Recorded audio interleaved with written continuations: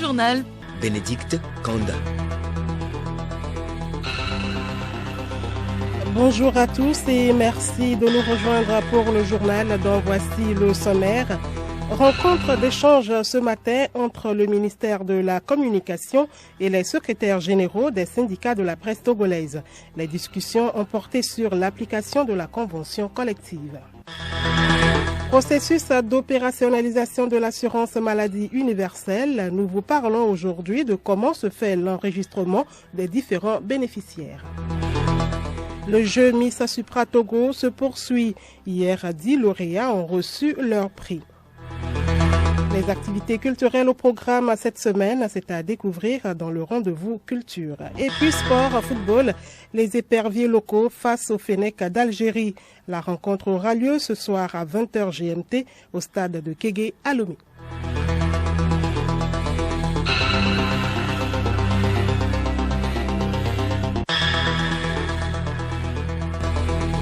Radiolomé.tg. Encore une fois, bonjour. Rencontre ce matin au cabinet entre le ministère en charge de la communication et les secrétaires généraux des syndicats de la presse togolaise. L'objet est de faire l'état des lieux de l'application de la convention collective qui est entrée en vigueur le 1er janvier 2023. Compte rendu Florent Abi avec la voix de Geneviève Pognon. 12 mois après l'entrée en vigueur de la convention collective, il s'avère nécessaire d'évaluer les avancées et les difficultés rencontrées dans la mise en œuvre de ce cadre régulateur. C'est pour assurer une application effective des dispositions qui la composent. Germain Poli, président du CONAP, Conseil national des patrons de presse. La plupart des entreprises de presse sont des entreprises en construction qui ont de nombreux défis à relever et notre personnel est un défi important. On a un personnel qu'il faut motiver pour qu'il fasse un travail qui est attendu de notre part et de la part du public. Et ce n'est pas un secret que les salaires ne sont pas très bons généralement dans la presse. Pour Alphonse Logo, porte-parole du syndicat national des journalistes indépendants du Togo, il est important qu'après le moratoire d'un an, l'application effective de la convention collective soit une réalité. Beaucoup de journalistes rencontrent des difficultés, aussi bien que les patrons. Mais vous convenez avec nous que la situation des employés dans le privé est encore catastrophique que celle des patrons. Donc nous les invitons juste à être un peu plus de notre côté, parce que j'ai l'impression que les patrons sont un peu trop calqués à leur doléance au gouvernement. Il y a plein de choses qu'ils peuvent faire dans la convention qui peuvent encourager les employés dans les organes qu'ils ne font pas. Beaucoup d'employés n'ont pas de contrat qui définissent clairement les relations de travail. Alors, c'est sur la base de ce contrat que dans l'application de la convention collective, ils seront évalués pour voir s'ils ont rempli leur quote-part. Pour l'instant, les acteurs attendent la mise en place du comité de suivi pour une discussion plus concrète de la mise en jour de cette convention collective. Merci à vous Geneviève Pognon. Nous allons vous retrouver dans le courant de cette édition dans la page culture. Nous vous l'annoncions en titre suite de notre série de production sur l'assurance maladie universelle au Togo. Elle est rentrée dans sa phase d'opérationnalisation. Comment sont enrôlés les différents bénéficiaires pour des prestations de soins de santé? Eh bien, c'est la question abordée par Alice Berthe Barandao dans ce magazine. Une assurance fonctionne généralement sur la base des cotisations des membres affiliés. L'assurance maladie universelle fixe l'assiette et les taux de cotisation sociale en tenant compte des particularités de chaque catégorie de bénéficiaires. Gilbert Bawara, ministre de la fonction publique, du travail et du dialogue social, explique les modalités de cotisation des fonctionnaires du secteur public.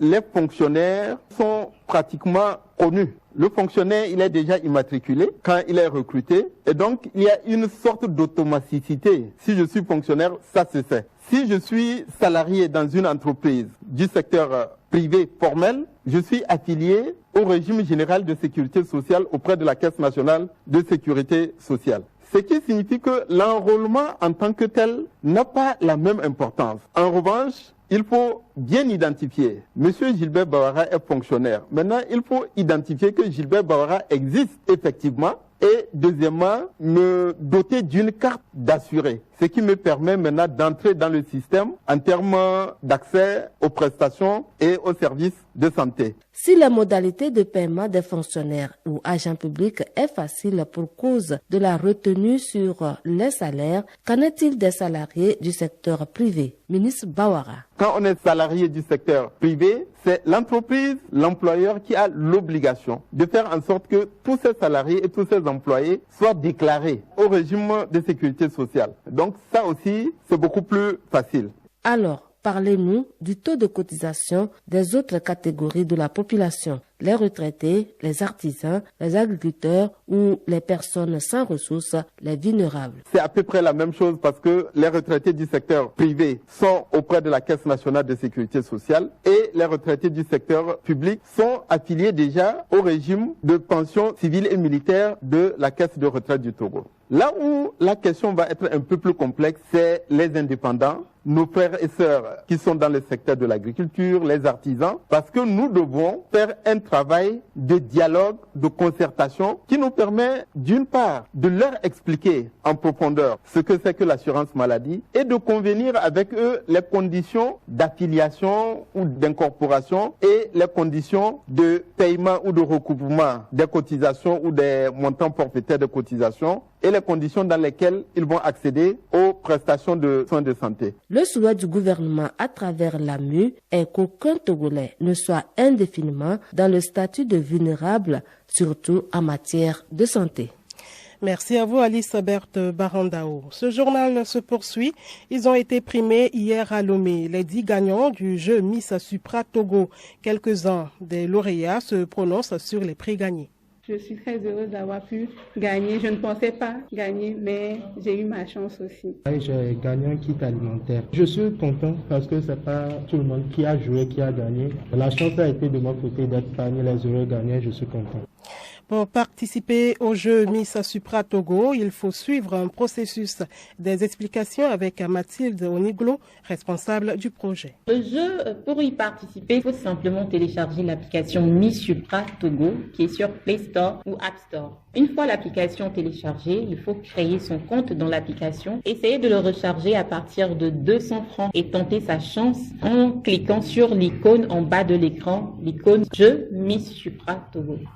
Le jeu Miss Supra Togo fera toujours des heureux gagnants. Il continue en ligne. Culture à présent, les périodes de fin d'année sont souvent marquées par des danses traditionnelles et folkloriques. Les ressortissants de divers horizons manifestent leur joie à travers des réjouissances populaires dans les quartiers. À quelle fin organise-t-on ces danses? Loko Ramos a recueilli mardi dernier les impressions de quelques personnes lors de la danse Kamou des ressortissants de Lassa à Lomé. Souvent habillés en short, éventail à main, de même que les castagnettes, les danseurs entourent les batteurs. Les danseuses avec une animatrice sont aux côtés des hommes. Pendant que les hommes sifflent, les femmes chantent en chœur et le tout crée une ambiance de joie.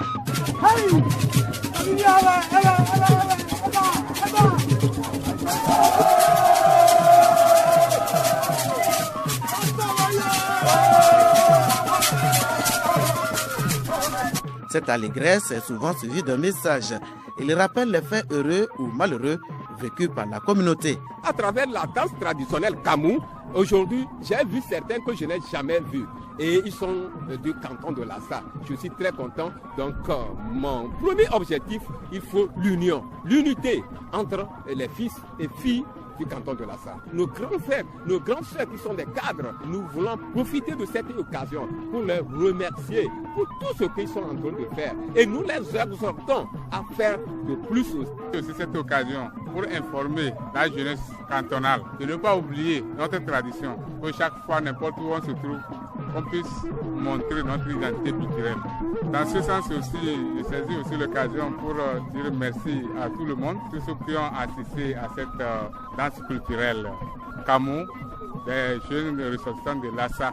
Cette pratique coutumière est aussi l'occasion pour les ressortissants qui n'arrivent pas à voyager dans la Kosa de découvrir la tradition kabylie.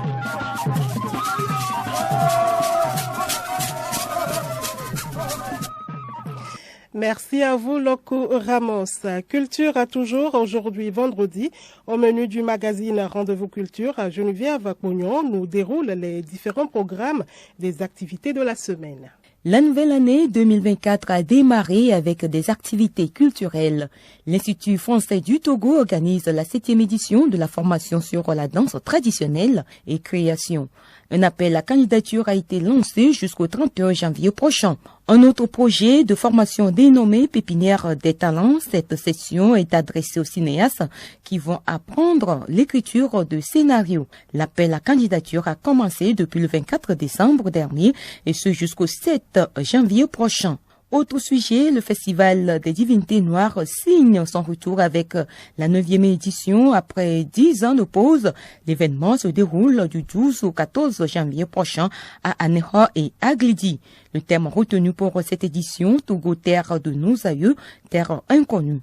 Organisé toujours par l'association ACOFAN, cet événement est une rencontre qui a pour ambition de célébrer des racines africaines, la convergence des cultures. Institué depuis 2006, le Festival des divinités noires propose aux festivaliers une programmation riche. Les sociétés initiatiques, à l'instar des condonnants de Pia, les Sola, les danseurs de feu de Bassar, les jeunes filles vierges à Difo, les Sanguito, le Blekété et les 41 divinités éminents seront de la partie. Et puis, la première édition du Festival international du cheval de Sokodé se tient du 8 au 14 janvier prochain. En pays thème, le cheval est l'expression du pouvoir et de la puissance. C'est un événement dédié à l'équitation et aux traditions équestrées en Afrique. Des cavaliers togolais et béninois de haut niveau effectueront des démonstrations.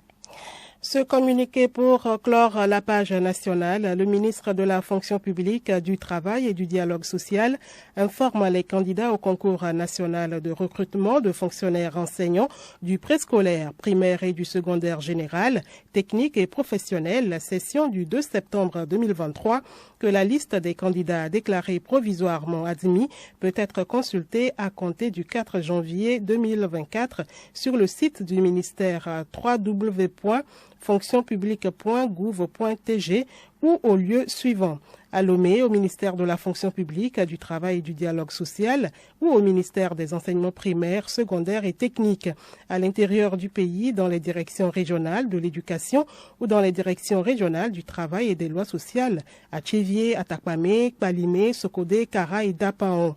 Les résultats définitifs seront déterminés et proclamés à l'issue de la formation et des évaluations par les services compétents. Le journal Bénédicte Kanda. Également dans l'actualité au Sénégal, la Cour suprême a confirmé hier la condamnation d'Ousmane Sonko pour diffamation face au ministère du Tourisme de Maman Mbaye Nyong. La Cour d'appel l'avait condamné en mai dernier à 6 mois de prison avec sursis. L'opposant ne pourra pas se présenter à l'élection présidentielle du mois prochain, même si sa défense garde l'espoir d'une contre-attaque. Et puis, séisme au Japon, environ 222 personnes restent portées disparues dans le centre du pays où les secouristes tentent toujours de retrouver des survivants. 2 femmes âgées ont pu être extraites vivantes hier des gravats, mais les espoirs de retrouver d'autres survivants s'amenuisent après l'expiration la veille du délai de 72 heures considéré comme crucial pour sauver des vies après une catastrophe naturelle. Un nouveau bilan fait état de 94 morts et 460 blessés. Sport, un trio arbitral béninois sera aux commandes de la rencontre amicale internationale entre le Togo et l'Algérie.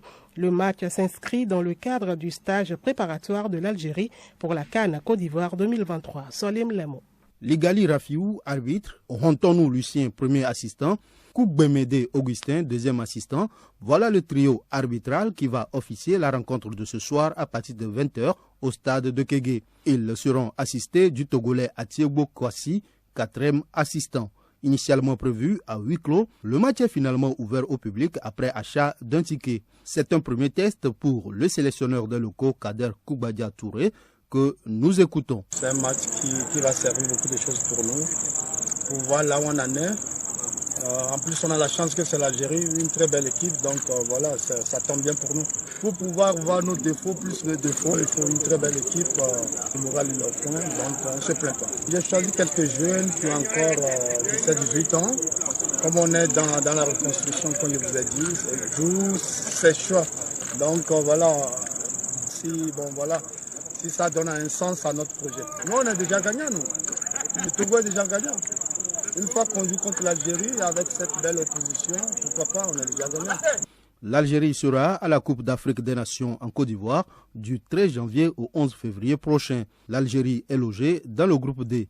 Elle joue l'Angola le 15 janvier lors de son premier match. Algérie-Burkina Faso le 20 janvier, puis Mauritanie-Algérie pour le dernier match du groupe le 23 janvier. Au total, 24 nations iront à la conquête du trophée pour succéder au Sénégal. L'attaquant international togolais Plaka Fessou est annoncé dans les rangs du Royal Antwerp. Il pourrait retrouver la Jupiler Pro League belge. Le Togolais est libre depuis le 31 décembre dernier où a pris fin son contrat avec Shakhtar Soligorsk. Les discussions sont avancées entre les deux parties. Et pour terminer, l'information insolite, un couple américain veut profiter de son plus beau jour pour se faire de l'argent. En effet, il a décidé de facturer l'entrée aux invités. Il est donc demandé à la famille et aux amis du couple de régler la somme de 60 €, environ 40 000, pour participer aux festivités. En plus, les invités désirant prendre part au repas de réception doivent débourser de l'argent supplémentaire. Et le clou, ceux qui souhaitent passer la nuit sur place devront s'acquitter d'un supplément de 100 $, près de 60 000 francs CFA, ce qui n'est pas bien sûr du goût de tout le monde.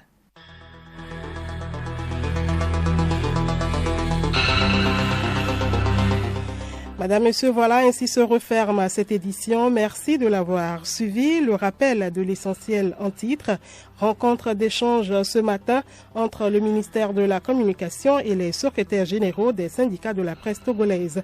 Les discussions ont porté sur l'application de la convention collective. Processus d'opérationnalisation de l'assurance maladie universelle. Nous vous avons parlé aujourd'hui de comment se fait l'enregistrement des différents bénéficiaires. Et puis en sport, les éperviers locaux face au Fennec d'Algérie. La rencontre aura lieu ce soir à 20h GMT au stade de Kégué à Lomé. Excellent après-midi à l'écoute de nos programmes.